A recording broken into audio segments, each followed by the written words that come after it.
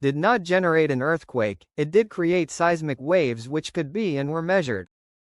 This is why if you go on the U.S. Geological Survey earthquake website, there is a drop-down option you can tick to specifically search for detected landslides. While this is not a good method of comparing landslide volumes, we can see that seismic energy equivalent to a magnitude 3.0 earthquake was detected due to a landslide at Alaska's Lucia Glacier on September 13, 2023. That landslide was determined to have a volume of 10 million cubic meters, potentially suggesting that yesterday's landslide had a volume of at least 12.58 million cubic meters of rock, vegetation, and ice. I have updated my graphic to better represent expanding floodwaters' newly geolocated data, meaning that 343 structures have been destroyed and 28 have been damaged. Yet, the damaged figure today is already quite higher, as 33 additional structures have been flooded, some up to their second story by the now landslide-dammed Lanza River. I estimate that the overall river has, as of the publishing of this video, risen by 9.5 meters or 31.2 feet behind the dam, meaning anything below that height above the original river height is now flooded.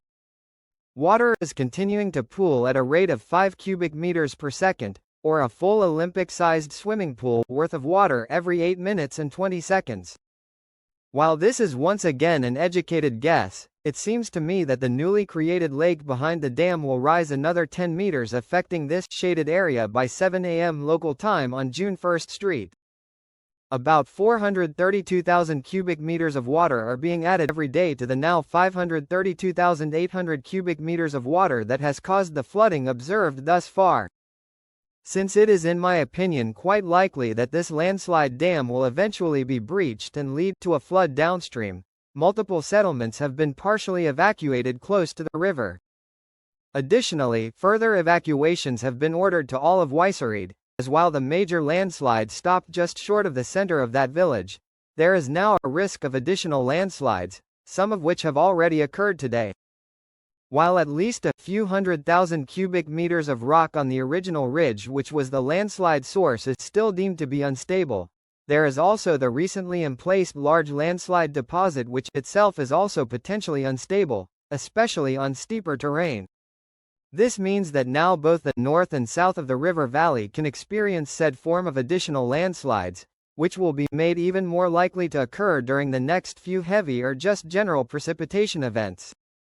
Chilcotin landslide comparison: whether or not the Lanza River will breach to specifically create an outburst flood is uncertain, and I want to remind everyone that the situation here is likely quite different than it was last summer at Canada's July 30th landslide that blocked a portion of the Chilcotin River.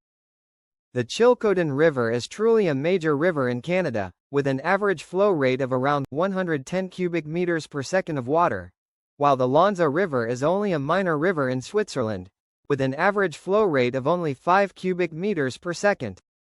Thus, looking at the 5.5 days it took for the Chilcotin River to breach the landslide dam last year is probably not a good comparison to the ongoing situation.